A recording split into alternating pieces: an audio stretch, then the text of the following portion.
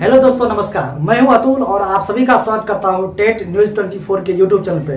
दोस्तों, लगातार जो है आप तमाम भाई बहनों का जो है लगातार मैसेज आ रहे थे कि ये जो 2012 नियमावली है और 2022 और 2020 नियमावली है, इसमें क्या कुछ अंतर है।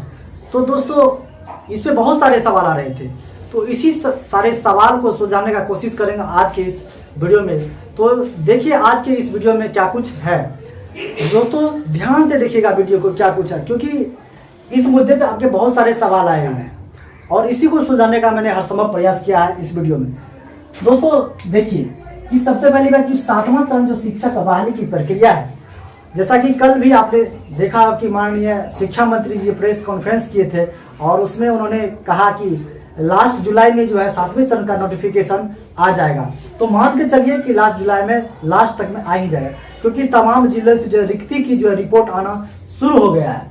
तो दोस्तों ऐसे में नियमावली का जानकारी होना हम लोग को बेहद ही जरूरी है, क्योंकि नियमावली जो होगा उसी नियमावली के अधीन ही हम लोग जो है फॉर्म को अप्लाई करेंगे। तो दोस्तों देखते हैं नियमावली क्या है। तो सबसे पहले 2012 का नियमावली था उसके संदर्भ में हम लोग बात करते हैं। ये जो 2012 का जो नियमावली है ये ऑफलाइन प्रक्रिया था। ये ऑफलाइन प्रक्रिया था। हम लोग जो है लिखित रूप में आवेदन करते थे कि हर एक जिले में जाकर, यानी कि बिहार के 38 जिलों में जो 8000 नियोजन इकाई है, मतलब जो है बिहार का भ्रमण कर लिया जाता था, यानी कि 8000 नियोजन इकाई में जाना साधारण बात नहीं है। दोस्तों ऐसे में क्या होता था कि अभ्यर्थी विद्यार्थी को बहुत सारा कठिनाइयों का सामना करना पड़ता था और बहुत सारे भाई तो ऐसे थे कि चाहकर भी दूसरी जगह अप्लाई नहीं कर पा रहे थे, क्योंकि वो वहां तक पहुंच ही नहीं पा रहे थे। तो कहा जाए कि ये जो 2012 का जो नियमावली था, इसमें ऑफलाइन की वजह से जो है परेशानी का सामना करना पड़ रहा था अभ्यर्थी को, विद्यार्थी को। ये बेहद ही जटिल प्रक्रिया थी। इसमें जो है क्योंकि जटिल प्रक्रिया सिर्फ विद्यार्थी अभ्यर्थी के लिए ही नहीं था, बल्कि ये जो 2012 का नियमावली था ऑफलाइन होने के कारण जो है शिक्षा विभाग को भी इसको बहुत ही कठिनाई से गुजरना पड़ा। चाहे वो मेधा सूची की बात हो, चाहे वो नियुक्ति नियोजन प्रक्रिया, वो काउंसलिंग की बात हो, ये तमाम चीज़ों जो थी वो सरकार के लिए कहीं ना कहीं चुनौती वाला कार्य रहा। तो ये बहुत ही जटिल प्रक्रिया थी। तो और दूसरी बात देखें कि भ्रष्टाचार, ये ऑफलाइन प्रक्रिया होने, क्योंकि इसमें क्या था कि इसमें स्थानीय जो जनप्रतिनिधि थे, स्थानीय जनप्रतिनिधि जैसे मुखिया हुए और पंचायत सचिव हुए, इन लोगों की इसमें जो समुचित भागीदारी थी। होता क्या था कि भ्रष्टाचार का कारण क्या था, इसमें क्या होता था कि यहाँ पे सीटों की खरीद बिक्री की जाती थी। बहुत सारे भाई बहन आपको ऐसे मिल जाएंगे जो छठी चरण में वंचित हैं और उनका मेगा अंक भी 70 प्लस है। 70 प्लस मेगा अंक होने के बावजूद भी वो भाई बहन छठे चरण से वंचित रहे। कारण क्या हुआ? लेकिन वही देखें, वही 57% जो भाई हैं उनका सिलेक्शन हो गया। कहने का मतलब ये कैसे हो गया? ये कहीं ना कहीं रुपया पैसा अपना खेला कर लिए और ये भाई जो 70 वाले हैं ये कहीं ना कहीं रोड पे घूमने को विवश हो गए। तो ये कारण क्या था? कारण था इसमें कि स्थानीय जनप्रतिनिधि की संलिप्तता के कारण ऐसा कुछ हो पाया। अभी भी आप देखे होंगे कि मधेपुरा जिला के मुरलीगंज प्रखंड के जो डीईओ साहब थे, बीओ साहब थे, उन पे जो है कार्रवाई हुई, क्योंकि उन्हें 8 लाख रुपया में सीट बेचने का काम किया। तो ऐसे आपको बहुत सारे मिलेंगे, अभी भी देखेंगे। और भ्रष्टाचार का दूसरा कारण क्या था कि आप देख सकते हैं कि इसमें फर्जीवाड़े बहुत हुए हैं, यानी बहुत सारे ऐसे शिक्षक भाई हैं जो फर्जी सर्टिफिकेट के तौर पे जो बहाल हुए, और अभी लगभग जो है 220 हजार की संख्या में ऐसे अभ्यर्थी हैं जिसको अभी तक उसको सफाया किया जा रहा है। तो इसका ये सारा प्रभाव था। और दूसरी बात और देखें कि इसमें ऑल इंडिया कश्मीर से कन्याकुमारी तक के जो है अभ्यर्थी विद्यार्थी, ये जो है 2012 नियमावली के अनुसार कश्मीर से कन्याकुमारी की पूरे ऑल इंडिया के छात्र जो है यहाँ पे शिक्षक बनने के लिए अप्लाई कर सकते थे। वहीं बहुत सारे राज्यों की बात करें जहाँ पे स्थानीयता पहले से लागू है, वहाँ पे बिहार के छात्रों को अप्लाई करने से वंचित कर दिया जाता है। ऐसे में क्या किया गया, इसी में संशोधन करने के लिए, इस सारे मामले को सुलझाने के लिए 2020 नियमावली तैयार किया गया है। इस 2020 नियमावली में क्या कुछ है इसको जरा देखिए। सबसे पहली बात, जो ये प्रक्रिया होगी, जो 7वें सत्र की बहाली प्रक्रिया प्रारंभ होने वाली है जुलाई में, उसमें क्या होगा, ये जो प्रक्रिया होगी ऑनलाइन सेंट्रलाइज तरीके से होगी, ऑनलाइन होगी। इसके लिए सरकार ने क्या किया, सॉफ्टवेयर तैयार कर ली है सरकार। इस पे एक जगह आपका आवेदन, सेंट्रलाइज मतलब एक जगह, यानी कि एक जगह तमाम बिहार के जो 38 जिले के अभ्यर्थी हैं, एक जगह इस पोर्टल सॉफ्टवेयर पे जो है आपका जो है आवेदन लिया जाएगा। इससे क्या होगा कि ये प्रक्रिया बेहद आसान हो जाए, क्योंकि 8000 नियोजन इकाई का भ्रमण करना नहीं पड़ेगा। दोस्तों, इससे समय की बचत के साथ साथ जो आर्थिक बचत भी जरूर होगा, बिल्कुल होगा, क्योंकि आप एक जगह बैठ करके अप्लाई करेंगे। और इसमें जो क्या होगा, भ्रष्टाचार मुक्त होगा। ये जो प्रक्रिया भ्रष्टाचार मुक्त, क्योंकि ये पोर्टल पे जो सारी चीजें होंगी ये सबके नजर में रहेंगे, ऑनलाइन है, सब कोई इसको देख सकते हैं पोर्टल पे। और इसमें छेड़छाड़ की संभावना भी नहीं, क्योंकि जो मेरिट सॉफ्टवेयर एक बार ले लेगा उसमें छेड़छाड़ या बदलाव नहीं किया जा सकता है। और आगे देखें कि स्थानीयता, यानी कि ये जो 2020 नियमावली है इसमें स्थानीयता लागू कर दिया गया था।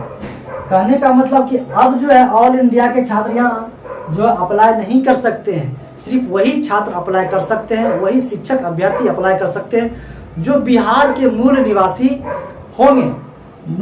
होंगे। ऐसे में क्या होता है कि कई महिला अभ्यर्थियों का सवाल होता है कि सर मेरा मायका तो जो है अदर स्टेट दूसरे राज्य में है, लेकिन जो है ससुराल जो है बिहार में है। तो ऐसे महिला अभ्यर्थी को जो कोई दिक्कत की बात नहीं है, आपका ससुराल जो है वहां से फॉर्म भर आप एलिजिबल है, ठीक है। तो ऐसे में घबराने की जरूरत नहीं है। तो मिला जुला के देखें तो 2020 जो नियमावली है बहुत ही आसान है। इसमें पूरी पारदर्शिता के साथ जो है आवेदन लिया जाएगा, और आवेदन लेने के बाद एक बार ऊपर से नीचे तक मेरिट तैयार कर लिया जाएगा और अभ्यर्थी विद्यार्थी को सिलेक्ट कर लिया जाएगा। और सिलेक्ट करने के बाद जो संबंधित जिला मुख्यालय में जो है आपका जो है काउंसलिंग किया जाएगा। एक बात बता दूं कि जो ये काउंसलिंग की प्रक्रिया है, अब इस काउंसलिंग की प्रक्रिया में कोई शिक्षक या स्थानीय जनप्रतिनिधि इसमें भाग नहीं लेंगे। इसमें जो जिला मुख्यालय के जो अधिकारी होंगे वो आपका काउंसलिंग करें, यानी कि आपके कागजों का, मूल प्रमाण पत्रों का जो सत्यापन है वो जिला मुख्यालय के अधिकारी करेंगे। ऐसे में ये भ्रष्टाचार मुक्त प्रक्रिया होगी और कहीं ना कहीं ये प्रक्रिया बहुत ही आसान होगी। और ये जो शिक्षा विभाग से लेकर के जो अभ्यर्थी हैं इन दोनों के लिए बहुत ही आसान प्रक्रिया होगी, इसके लिए बिल्कुल ही लाभदायक होगा। दोस्तों, इसमें 2020 नियमावली में भी कुछ जो है बदलाव होने की संभावना, यानी कि 2022 नियमावली इसमें, जबकि 2020 नियमावली बना है तो इसमें जो है अभी इस नियमावली पे एक बार भी शिक्षकों की नियुक्ति नहीं हुई है, लेकिन फिर भी 2022 नियमावली आ रही है। इसमें आंशिक संशोधन किया जा रहा है, जैसे कि सीटेट 2020 में क्या था कि सीटेट का जो वेटेज दिया जाता है इसको हटा दिया गया है, लेकिन 2022 में ऐसा बात चल रहा है कि इसमें सीटेट का वेटेज दिया जाएगा। और क्या बात है कि एज रिलैक्सेशन की बात चल रही है, लगातार अभ्यर्थियों की मांगे हैं, क्योंकि उनकी जायज मांग है, क्योंकि सरकार के लेट लतीफी के कारण इनका एज जो है एक्सपायर कर गया है शिक्षक बहाली से। तो सरकार इस पे भी सोच रही है। और साथ ही साथ एक जायज मुद्दा है कि जो महिलाओं की सीट हमेशा से जो, चाहे छठे चरण की बात करें या इससे पूर्व की बात करें, तो महिलाओं की सीट ऐसे ही खाली पड़े रह जाते हैं, जिसके कारण जो है पूरा सीट नहीं भर पाता है। तो ऐसा कानून में है, भारत का राज्य पत्र यदि आप देखेंगे उसमें नियम है कि महिलाओं का, यदि महिलाओं का टोटल सीट है, टोटल सीट में अंतिम रूप से महिलाओं को सिलेक्ट करने के बाद जो सीट बच जाती है उस सीट को उसी कोटि के पुरुष अभ्यर्थी को दिया जा सकता है, ऐसा प्रावधान है। शिक्षा विभाग को इस मुद्दे पे ज्ञापन दिया गया। शिक्षा विभाग इस पे क्या कुछ निर्णय लेती है वो तो 2022 नियमावली, यानी कि जो आंशिक संशोधन करके आएगा, और कुछ दिन बाद ही आपको 2022 जो आंशिक संशोधन करके जो नियमावली आएगी वो आप लोग के सामने होगी। तो वो 2022 नियमावली आएगा तो सब कुछ उसमें क्लियर हो जाएगा। दोस्तों, ये तमाम अभ्यर्थी के सवाल थे।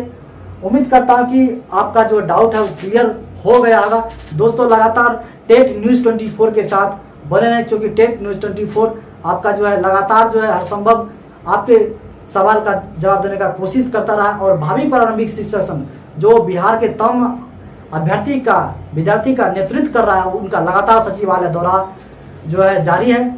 चिंता करने की कोई जरूरत नहीं है, सोच समझ सारी प्रक्रिया कर ली जाएगी। आपकी जो तमाम मांगे हैं, जो आप कमेंट्स बॉक्स में सवाल लिखते हैं, जो सवाल का जवाब जो है अवेलेबल रहता है वो दे दिया जाता है। और जो सवाल के जवाब जो कठिन लगते हैं, उस सवाल को कलेक्ट कर करके जो सचिवालय में जाया जाता है, वहाँ जो है अपर मुख्य सचिव या प्राइमरी डायरेक्टर साहब हो, उनसे पूछने के बाद आपको उसका सोच समझ जवाब दे दिया जाता है।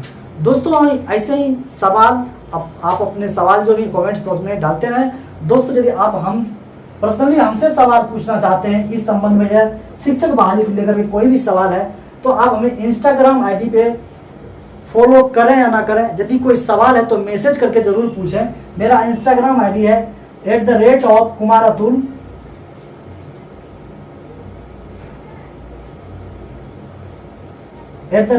@कुमारअतुल 265 इंस्टाग्राम आईडी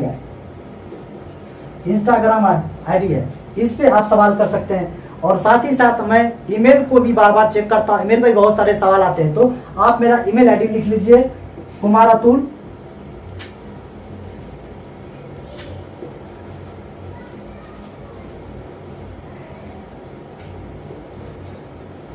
तो आप हमें ईमेल के माध्यम से भी अपना सवाल भेज सकते हैं kumarattul265@gmail.com। यहाँ पे मैं एक्टिव रहता हूँ और हर संभव कोशिश रहता है कि आपका जो है जल्द से जल्द आपके सवाल का उत्तर दे पाऊँ। दोस्तों टेट न्यूज़ 24 के साथ लगातार आप बने रहें। तब तक के लिए नमस्कार, जय हिंद।